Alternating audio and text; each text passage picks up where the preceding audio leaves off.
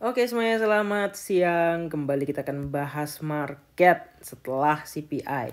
Oke. Nah, sekalian aku jelaskan dampak dan efeknya. Nah, tadi malam mungkin teman-teman mikir ini good news nih. Kenapa? Karena forecastnya kan 3,3 tapi tadi malam 3,2. Oke, 3,2% ya. CPI 3,2%. Dan itu artinya apakah bagus atau jelek ya? Banyak yang bilang ini adalah sebuah bagus. Kenapa? Karena CPI itu turun dari prediksi, turunnya 0,1%, dan tadi malam sempat ngepam dan ini sayang banget ya. Short aku Bitcoin di 29850 harus aku close karena dia ngepam. Aku sebenarnya nggak nge-close di sini ketika dia ngepam. Aku di sini udah nge-close. Ya, ROI-nya kan kemarin kan 150%.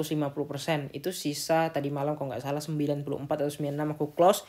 Tiba-tiba ngepam. Aku mikirnya ini ya mungkin FOMO dulu seperti gold ya. Kalau kita perhatikan gold tadi malam aku sempat trading juga.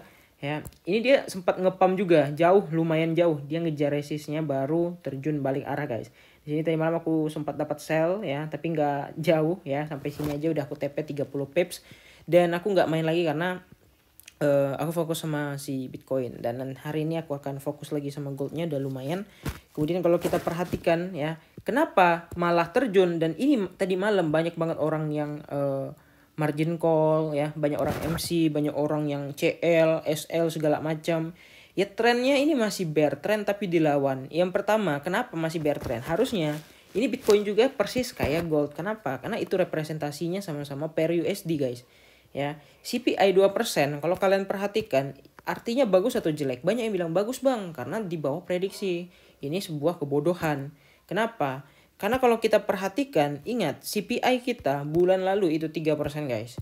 Ya, mereka nggak berpikir kalau CPI kita bulan lalu itu 3%. Ya, mereka berpikir. Tapi dengan adanya kenaikan, mereka berpikir kalau ini udah standar aja. Tapi padahal intinya kita adalah inflasi, guys. Ya, 3% ke 3,2% itu adalah inflasi, adalah kenaikan. Jadi di sini udah dapat disimpulkan kalau tadi malam itu pumpnya itu hanya karena dolar yang fake kayak gitu. Kalian bisa lihat dolar terjun ke area supportnya. Di sini ada support dan juga ada imbalance ya. Enggak imbalance sih. Imbalance itu di area ini, guys ya. Nah, imbalance itu di area ini udah ditutup sebenarnya. Dan kalau kalian perhatikan langsung mantul lagi. Dan hari ini PPI lagi. Dan ingat, dolar bisa aja ke 103. Ini target yang belum terpecahkan dan belum kesampaian dari kemarin. Dan kalau kita lihat dari area yang sama di 4 jam, ini udah dikit lagi resistnya ini bisa pecah. Dan bisa menyebabkan altcoin atau Bitcoin ini crash dan jatuh, guys. Ya. Nah, jadi kesimpulannya adalah kita masih di bear trend. Hampir semua indikator itu mendukung untuk bear trend, baik yang long term, short term atau yang lainnya. Nah, untuk 4 jam ini area terdekatnya di 289. Tapi kalau untuk satu hari area terdekatnya itu ada di sekitar area di sini. Ya, ini satu hari ya. Kok ini kurang ke atas, guys. Nah, ada di sekitar 284 atau 285 lah ya.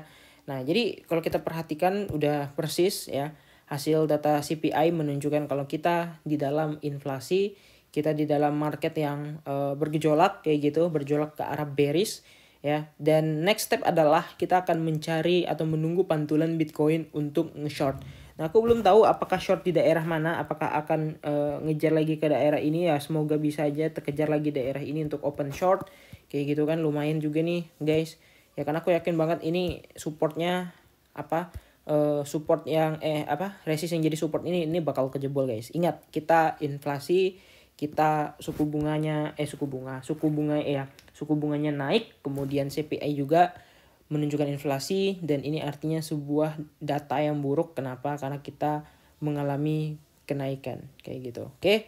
Nah, jadi hati-hati bagi teman-teman yang trading, yang long, karena data trend bisa aja berubah. Oke.